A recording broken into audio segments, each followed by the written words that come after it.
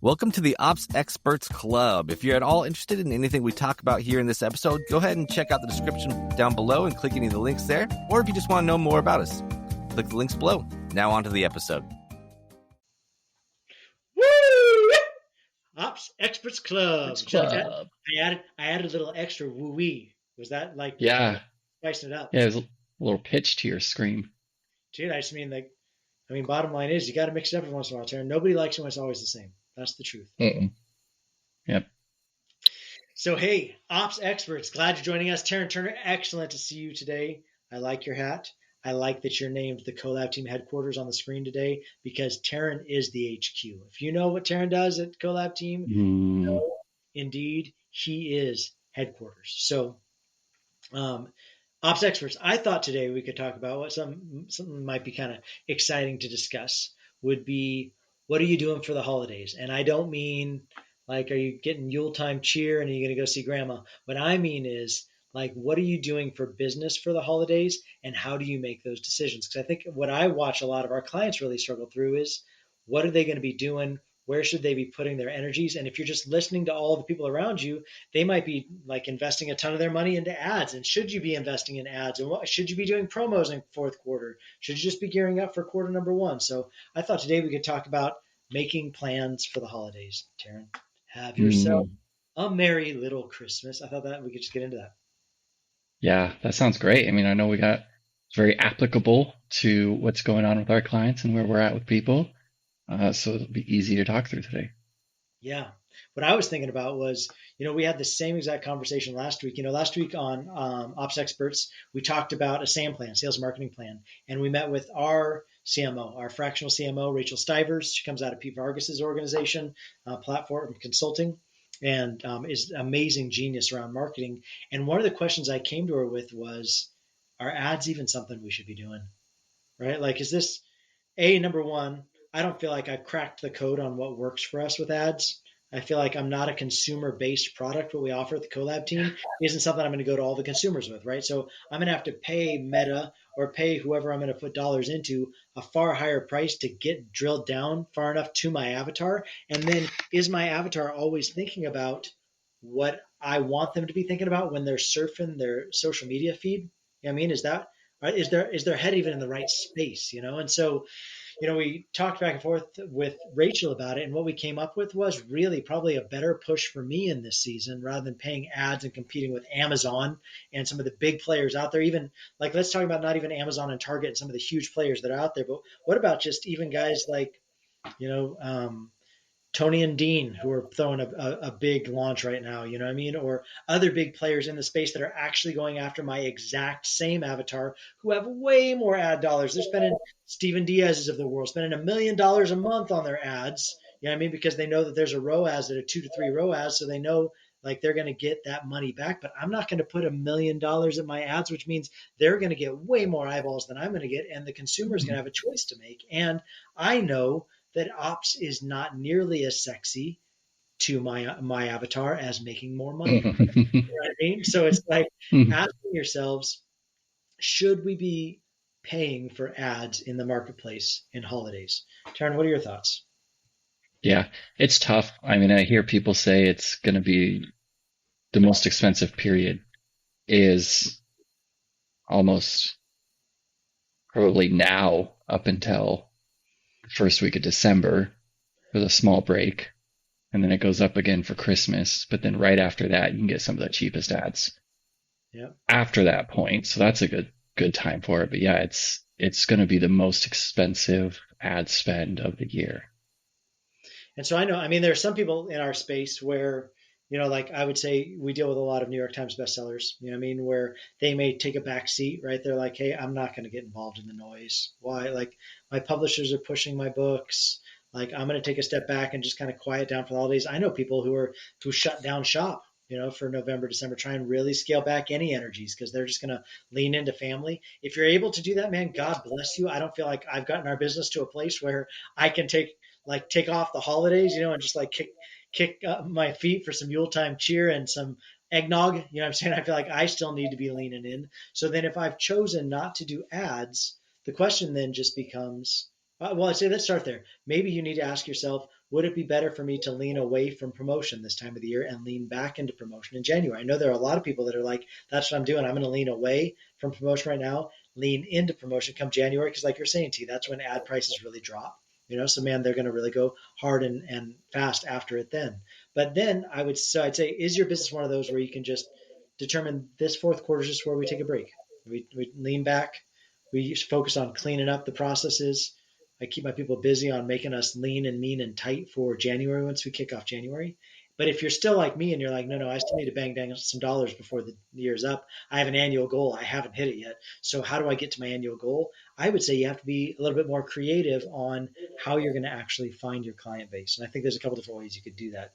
Taryn, what do you think we should talk about first when it comes to how to find new clients outside of ads for the holiday season? I mean, one of the best ways is rewarding your customers. They're probably looking for a way to earn a little extra money for the holiday season as well. So how can you incentivize them to bring you more customers? Yeah, so referral programs are great. I think that was something that we were talking about with Rachel last week was what if I went to my friends list? What if I went to my buyers list? What if I went to whatever list I think I have the warmest amount of good energy with and offer them referral deals? Hey, why don't you do for our clients, maybe it's a referral bonus that you offer them.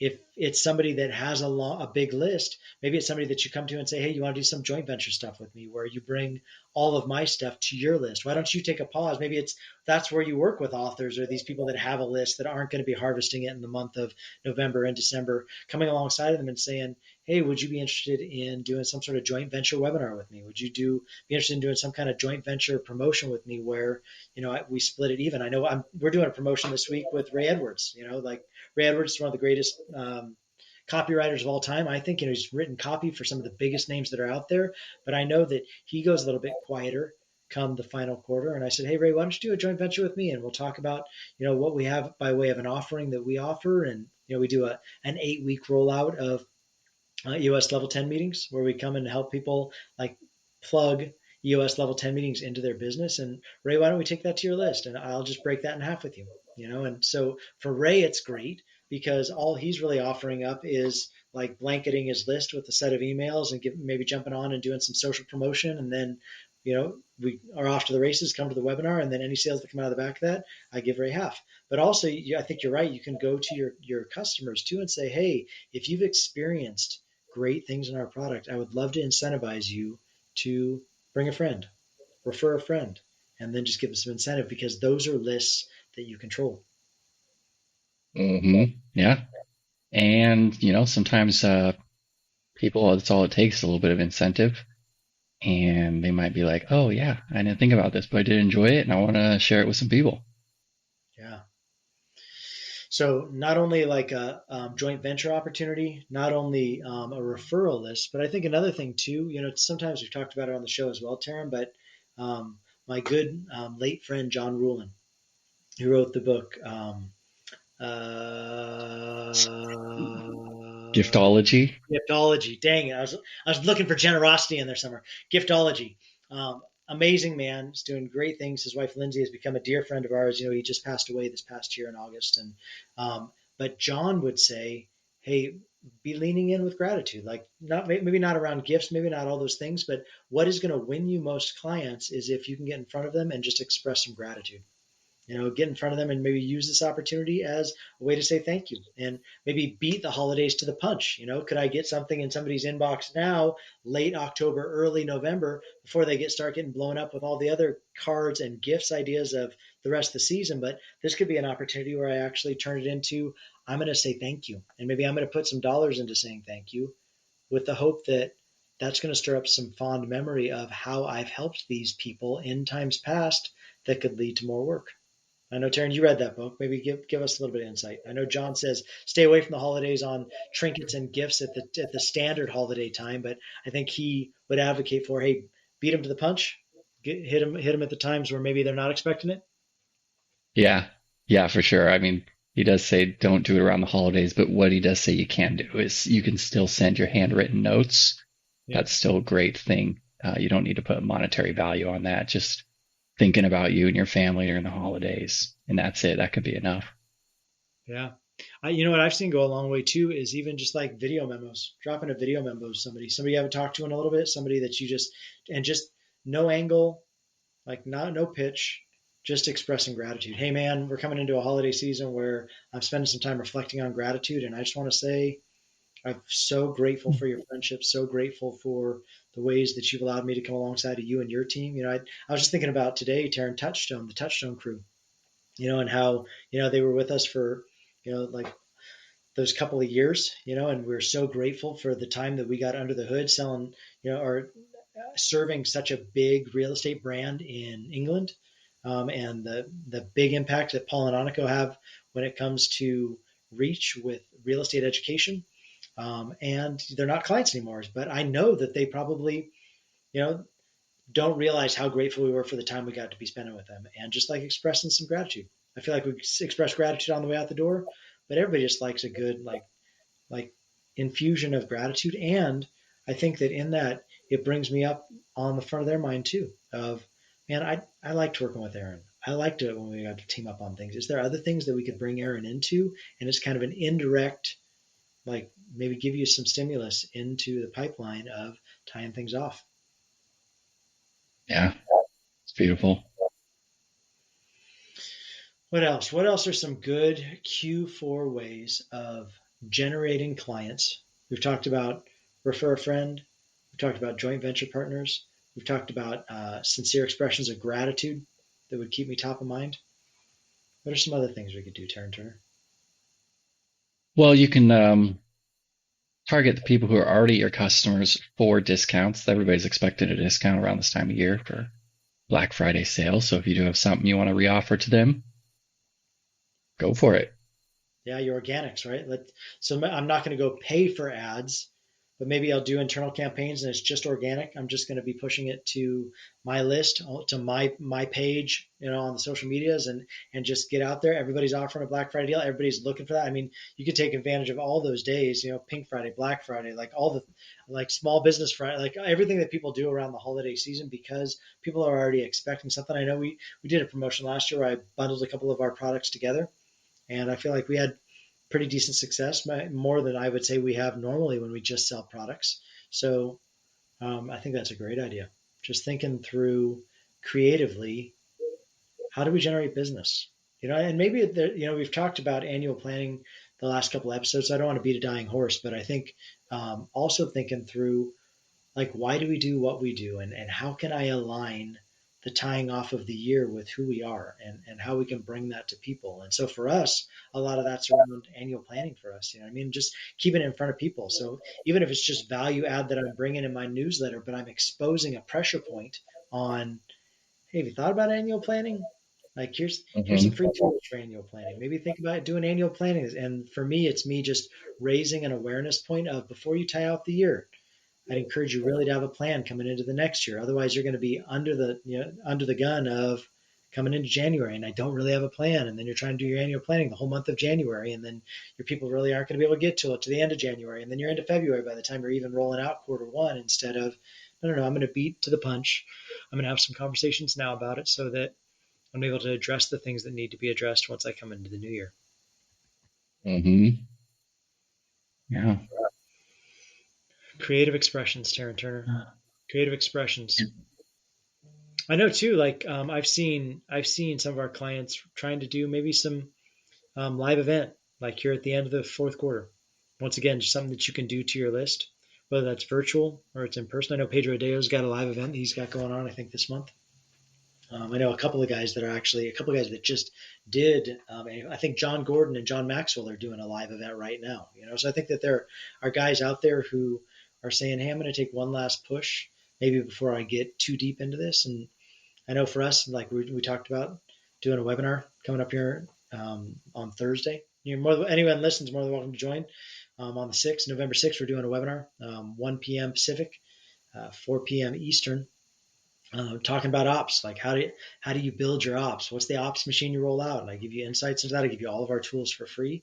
So maybe just thinking of creative ways that you can throw events, something that you can maybe pony up to somebody else's event? Is there something that you can get involved with of somebody else's event that they're already putting dollars towards, where you could sponsor something or attend something or be somewhere where you're just rubbing shoulders with people that are already putting money at events. I think is another creative way to be thinking about. I could come alongside of a friend. I could come alongside of somebody that's a business adjacent and provide an opportunity for them that would be a win for them, sponsoring something, providing, offering to, buy a booth at somebody's event, but putting out some energy at the end of the year to really get you some momentum coming into the final stretch and then into the beginning of the new year.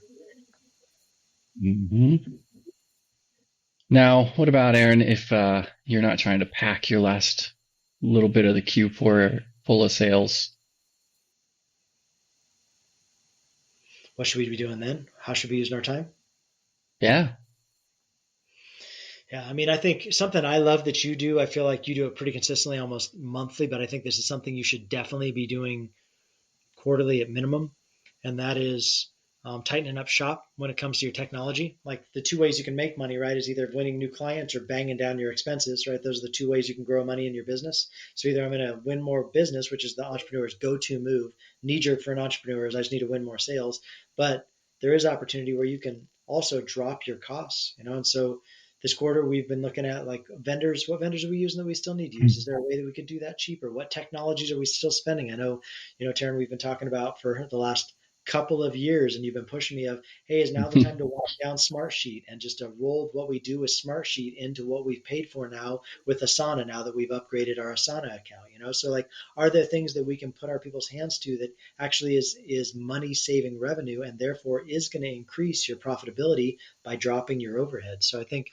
technology is great. You've got a great sheet that you share with folks on, hey, like, these are all the subscriptions we've got that are hitting us on a monthly basis. Who's the owner, right? Who's the person that's owning these? What department drives that? And are we still using them? And do we need as many seats in each one of the things that we're using? I think that's a great way that you can cut costs. What are some other things that come Yeah. to mind for you, Taryn? Um, I mean, it's a pretty good month to do any sort of operational projects. If you are going to be a little slower, great time to change CRMs, implement new landing page software, Yeah. get a website moved over.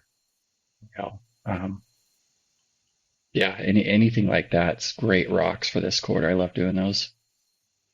I think too, like if you are an entrepreneur that's looking for a little bit of free time for yourself, those are things that you can ask of your people that as you take some time for yourself, they can stay busy and they probably would be excited for that kind of a project. You remember that just because you lose energy around those things doesn't mean your people lose energy around those things. And I know like most ops driven people love like cleaning house, love getting things lean and trim and cutting out the tags that don't make sense anymore, like asking ourselves like where can we trim things up and cut down on any operational confusion, because they know that you're going to probably come at them hot and heavy come the new year. And the more confusion there is on the field, the harder it is to run fast, to run hard.